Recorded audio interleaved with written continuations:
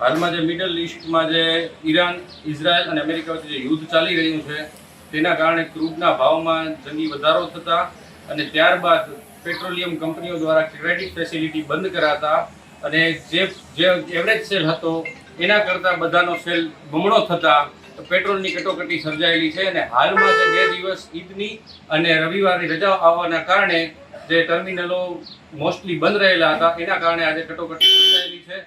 અને જે માણસો અફવાઓના કારણે ડરીને પણ જે સ્ટોક કરવા લાગ્યા છે તેના કારણે પણ આ કટોકટી સર્જાયેલી છે. રાપર તાલુકા અને રાપર શહેરમાં જે પેટ્રોલ પંપો ઇન્ડિયન ઓઇલના છે ત્યાં થોડો ડ્રાય જેવી સિચ્યુએશન છે, ત્યારે બાકી HPCL ને બાકીના પંપોમાં રેગ્યુલર રાબેતા મુજબનો માલ મળી રહ્યો છે. તેથી કોઈ લોકોએ ખોટી અફવાઓ તથા ગેરમાર્ગે દોરાયા વગર જે સુચારુ રૂપે ડીઝલ ભરાવે અને જે જરૂરિયાત મુજબનું ડીઝલ છે કે પેટ્રોલ છે તે ભરાવે તો યોગ્ય રીતે એનું સંચાલન થઈ શકશે. પેટ્રોલ ડીઝલનો જથ્થો અત્યારે જે પ્રમાણે જેનો આઉટલેટનો રેગ્યુલર સેલ હતો તે પ્રમાણે પેટ્રોલ પંપ કંપનીઓ દ્વારા આપવામાં જ આવી રહ્યો છે અને હજી પણ મળતો રહેશે તેવી અમને ઉપરથી માહિતી મળેલી છે. પણ છતાં જો હજી આ યુદ્ધની પરિસ્થિતિ બાદ શું પરિસ્થિતિ સર્જાય તેના માટે કોઈ હજી કોઈ બાંયધરી કોઈ આપેલી નથી અને અત્યારે રેગ્યુલર રીતે પેટ્રોલનું સંચાલન થઈ રહ્યું છે.